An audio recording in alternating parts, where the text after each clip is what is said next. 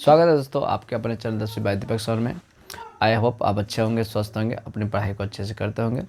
आज की क्लास में हम लोग पढ़ने वाले बच्चा 12th के हिंदी है ना, अध्याय 3 जो कि है आपका संपूर्ण क्रांति, जिसके लेखक जयप्रकाश महोदय जी हैं। इससे पहले हम लोग बच्चा बातचीत और उसके बाद उसने कहा था, जिसके लेखक चंद्रधर शर्मा गुलेर जी थे, वो हम लोग पढ़ चुके थे और उनका क्वेश्चन आंसर काफ़ी ज़्यादा आसान भाषा में कर चुके थे। ठीक है, आज की क्लास में हम लोग बच्चा संपूर्ण क्रांति का भी क्वेश्चन आंसर बहुत ही ज़्यादा आसान भाषा में करने वाले हैं, जो आपको काफ़ी ज़्यादा पसंद आने वाला है। बस आप वीडियो के लास्ट तक अगर बने रहते हैं तो आपको इस अध्याय से जुड़े जितने प्रकार के क्वेश्चन हैं वो काफ़ी आसान भाषा से समझ में आ जाएगा। ठीक है, तो हम लोग अब चलते हैं, वीडियो को स्टार्ट करते हैं। संपूर्ण क्रांति में जब आइएगा उसमें पहला क्वेश्चन आप पीछे उल्टा, पहला क्वेश्चन आपको मिलेगा कि आंदोलन के नेतृत्व के संबंध में जयप्रकाश नारायण के क्या विचार थे। अर्थात पहला क्वेश्चन है बच्चा कि आंदोलन के नेतृत्व में जयप्रकाश महोदय का क्या विचार था, है ना। और दूसरा है कि बच्चा कि आंदोलन का नेतृत्व किस शर्त पर स्वीकार करते हैं, है ना। तो यह दो प्रकार का क्वेश्चन है, उसका आंसर समझिए। देखिए बच्चा, जेपी महोदय चाहते थे कि आंदोलन का जो नेतृत्व करे वह युवा पीढ़ी करे। ठीक है, क्योंकि युवा पीढ़ी के कंधों में ही देश का भविष्य है। लेकिन जब भाषण हुआ तो वहाँ जितने भी मौजूद लोग थे उन सभी ने प्रमुख नेता के रूप में जेपी महोदय को ही चुना, है ना। अर्थात जेपी महोदय को वहाँ का लीडर बनाया गया। तो जेपी महोदय जो है बच्चा कुछ शर्त रखा वह लीडर बनने के लिए। पहला शर्त क्या रखा, वह शर्त रखा कि अगर आप हमको लीडर बनाते हैं, अगर आप हमको प्रमुख बनाते हैं तो हम सुनेंगे सबके, लेकिन आखिरी फैसला मेरा होगा। जो हम बोलेंगे उसी के अनुसार आपको चलना होगा। दूसरा उसने क्या बताया, ऐसा नहीं कि आप हमको लीडर बना दो, हमको प्रमुख बना दो और पीछे से हमको डिटेक्ट करो, ये हमको बिल्कुल पसंद नहीं है। ये बात भी कहा उसने। और तीसरा उसने कहा कि बच्चा अगर किसी प्रकार की त्रुटि हमसे हो तो हमको बोले, हम उनको सही करेंगे।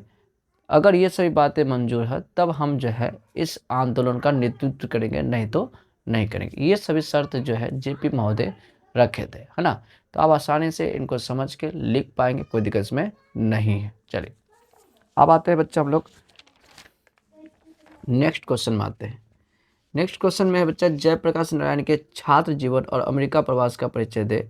इस अवधि में कौन सी बातें आपको प्रभावित करती है। देखिए बच्चा, जेपी महोदय का जो छात्र जीवन रहा वो काफ़ी ज़्यादा कष्टपूर्ण रहा है, क्योंकि उसकी छात्र जीवन में जितनी भी पढ़ाई थी, छात्रवृत्ति अर्थात स्कॉलरशिप पे हुआ, वह 1 से लेकर 12 तक स्कॉलरशिप पे पढ़ा।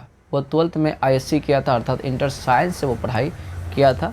उसके बाद वो उच्च शिक्षा के लिए बच्चा, है ना, अमेरिका प्रवास चले गए थे, है ना। तो यहाँ पे क्वेश्चन क्या है कि जयप्रकाश नारायण के छात्र जीवन और अमेरिका प्रवास का परिचय दे, और इस अवधि में कौन सी बातें आपको प्रभावित करती है। अर्थात छात्र जीवन के बारे में बताना है इसमें, और अमेरिका प्रवास के बारे में बताना है। तो छात्र जीवन के बारे में तो आपने पढ़ समझ लिया, अब अमेरिका प्रवास के बारे में जानिए। देखिए बच्चा, यह अमेरिका गए थे उच्च शिक्षा ग्रहण करने के लिए, लेकिन इसके पास इतना पैसा नहीं था कि वह अमेरिका में रह पाए। जानते हो इसने क्या किया था बच्चा, अमेरिका में पढ़ने के लिए होटलों में काम किया, वेटर का काम किया, जूता पॉलिश किया, जहाँ पे जानवरों को मारा जाता था वहाँ के फैक्ट्रियों में अर्थात वहाँ के कारखानों में काम किया, और इस तरह करके वो अपने पढ़ाई को जारी रखा।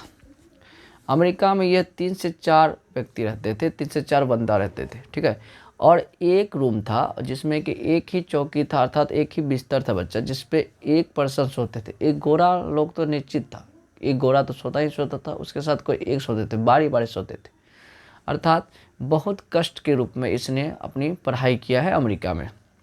जब संडे का दिन आता था तो उस दिन जब छुट्टी रहता तो ये लोग अधिकांश बहुत सा काम करते थे, है ना। सुबह चले जाते थे, है ना, होटलों में वहाँ पे वेटर का काम कर लेते थे।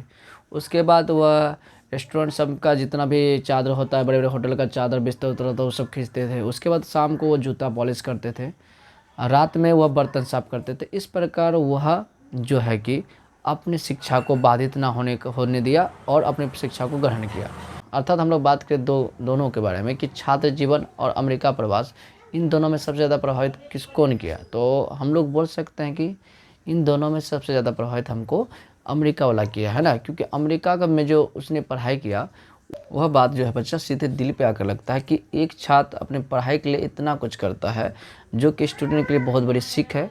और हमारे इधर के छात्र तो अलग टाइप का होते हैं, अगर उनकी पारिवारिक स्थिति खराब हो गया तो वह पढ़ाई को अवॉइड करके किसी और धंधे पानी में लगे रहते हैं और वो अपना फ्यूचर को बर्बाद करते हैं। लेकिन यहाँ पे जेपी महोदय से आपको सीखना होगा किस प्रकार स्थिति खराब रहते भी हुए वो अपनी पढ़ाई को जारी रखा, और आज देखिए कि हम लोग उनको पढ़ रहे हैं, जान रहे हैं, अर्थात एक महानतम व्यक्ति के रूप में जानते हैं उनको। ठीक है, तो ये सब बातें याद रखिए बच्चा। आप सिर्फ 12th की किताब पढ़ते हैं, 12th की किताब को पढ़ के उससे सीख लीजिए। अगर आप हिंदी पढ़ते हैं तो हिंदी पढ़ के उनसे सीख लीजिए, बहुत कुछ है उसमें सीखने को। आपको क्या लगता है? कुछ नहीं है, बहुत कुछ है उनमें से सीखने को, है ना। इतनी अच्छी अच्छी बातें हैं, अगर आप सीख लेते हैं, अगर उसको अमल कर लेते हैं तो आप एक अच्छे व्यक्ति और एक अच्छे स्टूडेंट बन जाइएगा। ठीक है, चलिए हम लोग आगे बढ़ते हैं नेक्स्ट क्वेश्चन में। नेक्स्ट क्वेश्चन बच्चा कि जयप्रकाश नारायण कम्युनिस्ट पार्टी में क्यों नहीं शामिल हुए, ये क्वेश्चन है। तो इसका आंसर देखिए बच्चा, जेपी महोदय जो बच्चा लेनिन से काफ़ी ज़्यादा प्रभावित थे। ठीक है, वह जब अमेरिका में थे तो वहाँ वह मार्क्सवादी पार्टी से जुड़े थे, है ना। कम्युनिस्ट पार्टी एक प्रकार का बोल सकते हैं घरेलू पार्टी, है ना। जब वो भारत आए थे तो वो कम्युनिस्ट पार्टी में शामिल नहीं हुए थे। इसके पीछे कारण था, उसने लेनिन महोदय से सीखा था कि अगर आपका देश गुलाम हो, है ना, अगर आपके देश पे किसी का अधिकार हो, अगर अपने देश को आज़ादी दिलाना हो या अपने देश को अधिकार दिलाना हो तो अपने पार्टी में शामिल नहीं होना चाहिए। अपने विपक्ष पार्टी अर्थात जिसका अधिकार हो आपके देश पे उस पार्टी में शामिल होना चाहिए, ताकि आप उनकी रणनीति को जान पाए, है ना, उनके चाल को समझ पाए, ताकि अपने देश को आप अधिकार दिला पाए, आज़ाद करा पाए। इसलिए जब वो भारत आए थे तो वो कम्युनिस्ट पार्टी में शामिल नहीं हुए थे, वो सीधा जाके कांग्रेस में शामिल हुए थे और कांग्रेस की गतिविधियों को देख रहे थे, ताकि उसको भारत को आज़ादी दिलाने में अर्थात उसको अधिकार दिलाने में उनका सहयोग हो पाए। ठीक है, आगे बढ़ते हम लोग।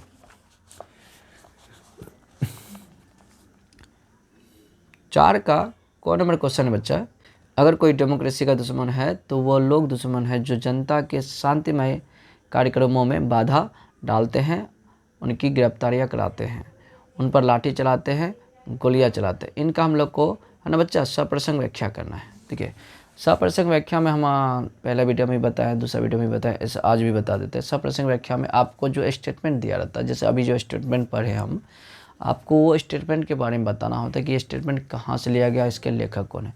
उसके बाद आपका जो स्टेटमेंट दिया रहता है उनको आपको क्या करना पड़ता है बच्चा, उनको व्याख्या करना पड़ता है, वही स्टेटमेंट को आपको समझाना पड़ता है। यहाँ जो कथन है यहाँ पे जेपी महोदय का कि डेमोक्रेसी का दुश्मन कौन है, डेमोक्रेसी का दुश्मन वे लोग हैं जो शांतिपूर्ण कार्यक्रम में बाधा डालते हैं, है ना, और ईमानदार व्यक्ति को, है ना, लाचार व्यक्ति पर लाठीचार्ज कराते हैं, वो डेमोक्रेसी का दुश्मन है। अर्थात वो सीधा तौर पर डेमोक्रेसी का दुश्मन यहाँ के नेताओं को कहा, यहाँ के पुलिसों को कहा। क्योंकि जब ये आंदोलन करवा रहे थे संपूर्ण क्रांति, तो लोग दूर दूर से आ रहे थे, कोई ट्रकों में भर भर के आ रहे थे, कोई रेलगाड़ी से आ रहे थे। तो क्या होता था कि जो राजनेता थे उनकी शांति में पूर्ण, है ना, आंदोलन को भंग करना चाहते थे। जो गाड़ी से आ रहे थे उनको रास्ते में लौटा दिया जा रहा था, जो ट्रेन से आ रहे थे उनको जब्त किया जाता था, व्यक्ति को उन पर लाठीचार्ज कराया जाता था। अर्थात इसलिए लेखक ने बोला है कि डेमोक्रेसी का दुश्मन, है ना, भारत देश के जो है नेता होता है, राजनेता होता है। यहाँ, है ना, लोकतंत्र में अधिकार है, जनता अपने हित की लड़ाई लड़ सकता है, क्योंकि लोकतंत्र का राजा जनता होता है, जनता के हित में काम होना चाहिए। अगर हम उसके खिलाफ आवाज़ उठाते हैं तो अगर हम पे लाठीचार्ज करता है तो ये अन्याय है ना, यहाँ पे इस कथन में बताया गया है। ठीक है, आई होप आपको समझ में आया होगा। चलिए हम लोग नेक्स्ट क्वेश्चन में देखते हैं। 4 का ख नंबर क्वेश्चन है बच्चा कि व्यक्ति से नहीं, हमें तो नीतियों से झगड़ा है, सिद्धांतों से झगड़ा है, कार्यों से झगड़ा है। देखिए बच्चा, ये भी सप्रसंग व्याख्या करना है। यहाँ पे जो है जेपी महोदय का कहना है कि हमको व्यक्तियों से झगड़ा नहीं है, अर्थात वो इंदिरा गांधी और क्या कहते बच्चा, नेहरू जी की बात कर रहा था। हमको उन व्यक्तियों से झगड़ा नहीं है, हमको उनकी नीतियों से झगड़ा है। अर्थात इंदिरा गांधी की जो नीति थी वह लोकतांत्रिक देश के लिए सही नहीं था। नेहरू जी की जो नीति थी वो लोकतांत्रिक देशों के लिए सही नहीं था। वो हमेशा उसकी नीतियों का निंदा शिकायत करता था। वह नेहरू की शिकायत नहीं करता था, वो इंदिरा गांधी की शिकायत नहीं करता था, वो शिकायत करता था उनकी नीतियों की, क्योंकि वह नीति वो आम जनता के लिए सही नहीं था। इसलिए इस पंक्ति में कहा गया कि हमें व्यक्तियों से नहीं उनकी नीतियों से झगड़ा है, उनके सिद्धांतों से झगड़ा है और उनकी कार्यों से झगड़ा है, इसलिए यहाँ पे कहा गया। अर्थात यहाँ पे हम लोग बोल सकते हैं जेपी महोदय को व्यक्ति से झगड़ा नहीं था, उनकी कार्यों से, उनके सिद्धांतों से झगड़ा था, जो सीधा जनता को चोट पहुँचाती थी। इसलिए जेपी महोदय ने, है ना, इसका बहिष्कार किया। आगे बढ़िए। क्वेश्चन है बच्चा नेक्स्ट कि बापू और नेहरू की किस विशेषता का उल्लेख जेपी ने अपने भाषण में किया। देखिए, जेपी महोदय ने अपने भाषण में दो व्यक्ति का चर्चा किया था, एक महात्मा गांधी पूज्य बापू और एक अपना, है ना, नेहरू जी। उन दोनों का चर्चा किया। इसने कहा कि हम जो है नेहरू जी के भी शिकायत किए और बापू का भी शिकायत किए। जब भी हमने बापू का शिकायत किया तो बापू ने हमें बुलाकर हमें समझाया, हमने बताया, है ना, हम उनकी बात को सुनकर बहुत ज़्यादा समझ पाए, है ना। अर्थात कभी वो मेरा शिकायत नहीं किया, बल्कि हमको समझाने का कोशिश किया। ये किसके विरुद्ध बोला बच्चा? ये बापू के लिए बोला। ठीक है, कौन बोला? जेपी महोदय। उसी प्रकार नेहरू जी के बारे में बताया कि नेहरू जी, है ना, मेरा बड़ा भाई है। हम उनकी भी आलोचना करते हैं, अर्थात उनकी कार्यों की आलोचना करते हैं। और एक दिन की बात है, ये आलोचना किए थे कश्मीर मुद्दे पर, जिस पर नेहरू जी को बुरा लग गया था, उनकी बातों में बुरा लग गया था, है ना। तो इसी बात का यह इसने उल्लेख अपने निबंध में कहा, अर्थात अपने भाषण में कहा था। ठीक है बच्चा, आगे बढ़ते हम लोग नेक्स्ट क्वेश्चन में।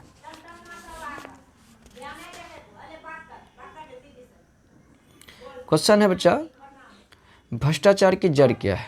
क्या आप जेपी से सहमत हैं? इसे दूर करने के लिए क्या सुझाव देंगे, है ना। 6वां नंबर क्वेश्चन। देखिए बच्चा, जेपी महोदय ने भ्रष्टाचार का जड़, है ना, जो बताया है, बहुत ही सुन के आश्चर्य लगा। उसने बताया कि भ्रष्टाचार का जो जड़ है वो है बच्चा चुनाव में अत्यधिक मात्रा में खर्च करना। ये बात आप लोग भी पता होगा कि चुनाव में अरबों खरबों पैसा उड़ा दिया जाता है। और ये अरबों खरबों पैसा कहाँ से आती है? बिजनेसमैन से, व्यापारियों से। जो नेता होते हैं, जो राजनेता होते हैं, जो सत्ता में होते हैं, वो क्या करते हैं? इन लोगों से भारी रकम वसूलते हैं, है ना। और इसके बदले इस बिजनेसमैन को फ़ायदा होता है, वो पूरा भारत देश में भ्रष्टाचार फैला देते हैं। 2 रुपया के चलते 4 रुपया वसूलते हैं, ये स्थिति हो जाती है। इसलिए भ्रष्टाचार का प्रमुख जड़ बताया उसने चुनाव में बेफिजूल का खर्च, उसको भ्रष्टाचार का प्रमुख जड़ बताया है। ठीक है, तो आप इसको अच्छे से लिख सकते हैं, कोई दिक्कत में। आगे बढ़ते हम लोग। क्वेश्चन है बच्चा, चुनाव सुधार के बारे में जयप्रकाश जी के प्रमुख सुझाव क्या है? इन सुझाव से आप कितना सहमत हैं? जेपी महोदय ने चुनाव सुधार के बारे में बताया है कि चुनाव में जो है बेफिजूल खर्च नहीं होना चाहिए। दूसरा उसने क्या बोला? दूसरा उसने बताया कि चुनाव में ऐसे व्यक्ति को खड़ा करना चाहिए जो लाचार है, जैसे किसान को खड़ा करना चाहिए, ताकि वह किसान वाला जितनी भी समस्या है उसको ठीक कर पाए, है ना। और उसने बताया कि ऐसा नहीं कि जहाँ पे यादव की संख्या ज़्यादा हो, जहाँ की, है ना, शर्मा की संख्या ज़्यादा हो, जहाँ पे कि, है ना, सिंह की संख्या ज़्यादा हो, वहाँ के व्यक्ति को उठा देना चाहिए। वहाँ के एक बाहुबली व्यक्ति को उठा देना चाहिए, ताकि वो जीत कर फिर से अन्याय करने लगे। ऐसा नहीं होना चाहिए।